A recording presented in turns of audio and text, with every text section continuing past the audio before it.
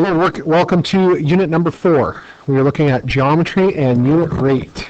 So today we're going to start off with unit rate, and our goal today, I can calculate unit rate and explain its meaning. So very, very important when we're going through this particular unit and tying it back to our project. So the first thing I want to talk about is, what is unit rate? What is unit rate?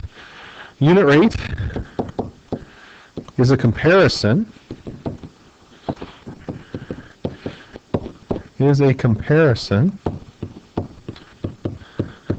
of one measure against one unit, so one unit of another measure. So a little bit wordy and a little bit easier to explain with some examples. So down below here, we're looking at examples of unit rate. So what are examples of unit rate?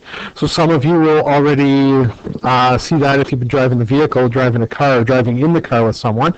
If you see the speed sign, or the posted speed limit, kilometers per hour. So this is how many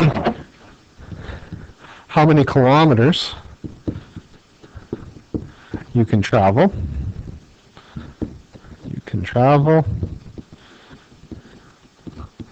And this is 1 hour. So how far can you go in 1 hour? Is basically, that's exactly what speed is. It's a measurement of how far you're going to go in 1 hour. If you look at the gas sign, gas is approximately $1.20 per liter. So how much? So how much money?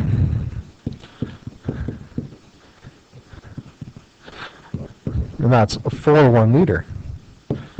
All right. If you've gone in and bought bulk candy before, okay, bulk candy. So for example, let's go with $1.50 per kilogram.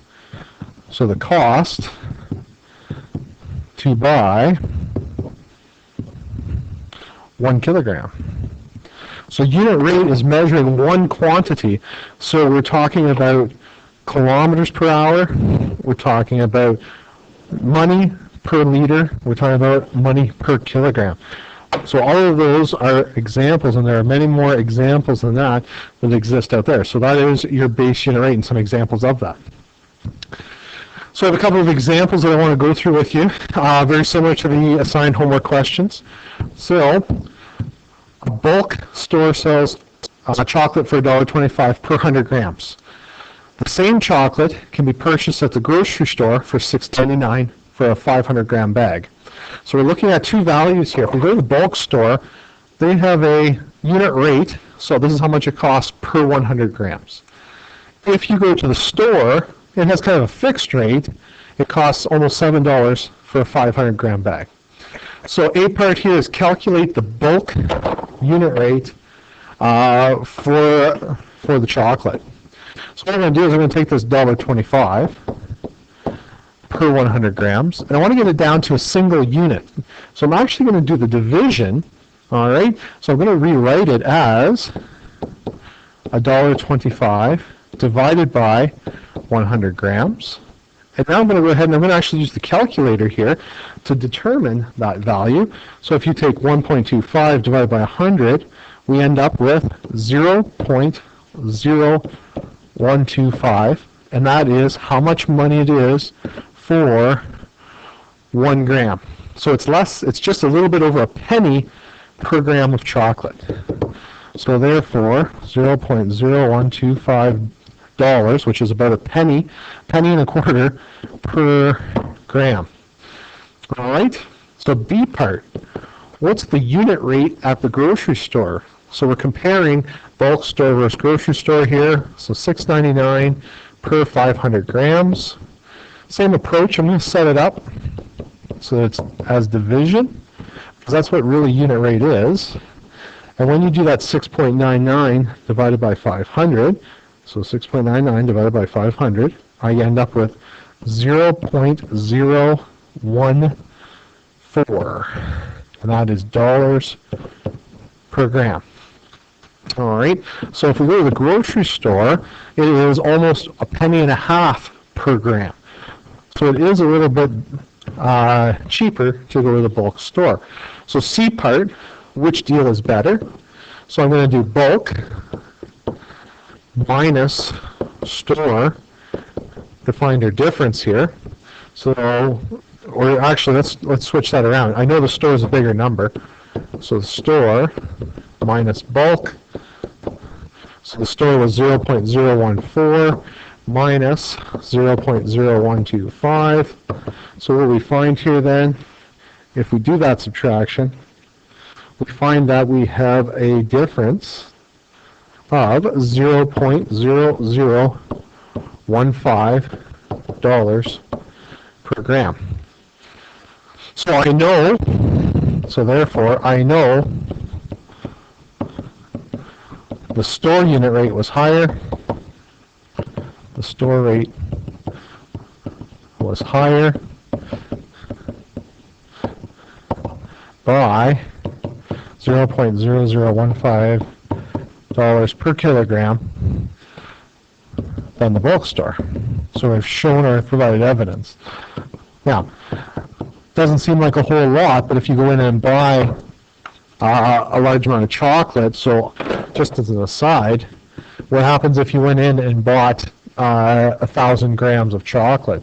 And we're going to multiply it by that difference, 0.0015. So if we go ahead and do that calculation, 1,000 times 0.015, we find that we are talking about $1.50 in difference here in savings. So if you went to the grocery store to buy 1,000 grams of chocolate, it would cost you $1.50 more than going to the bulk store. So that's why we have that unit rate, is so we can determine where or which is the better deal. Okay, so that savings, I'm just going to put an arrow. It's linked down to here. I just want to talk about the savings. So we're only talking chocolate. If we're talking about something more expensive and more important, it could be a lot bigger value. Finally, potatoes. Everyone likes potatoes.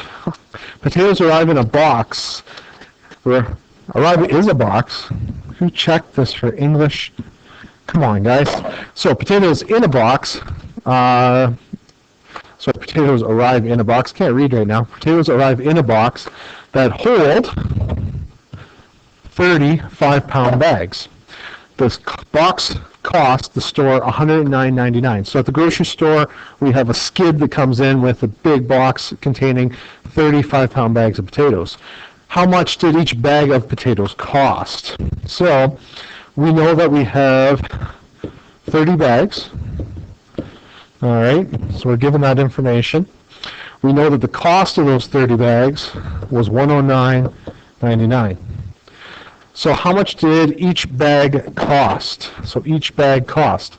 So translating that to a unit rate, each bag cost, that's the same as saying dollars per bag. And we have our unit rate. So if that is what we want, we need to put money over bags. So I am going to set it up as a fraction. So $109.99 divided by 30 bags, because I want to know the cost per bag. You then go ahead with the calculator and make that calculation. And what we find, it will cost $3.67 per bag of potatoes. So it costs the store $3.67 per bag. Now, if it costs the store $3.67 per bag, one of the things you want to talk about then is that how much they're going to sell it to you, the consumer.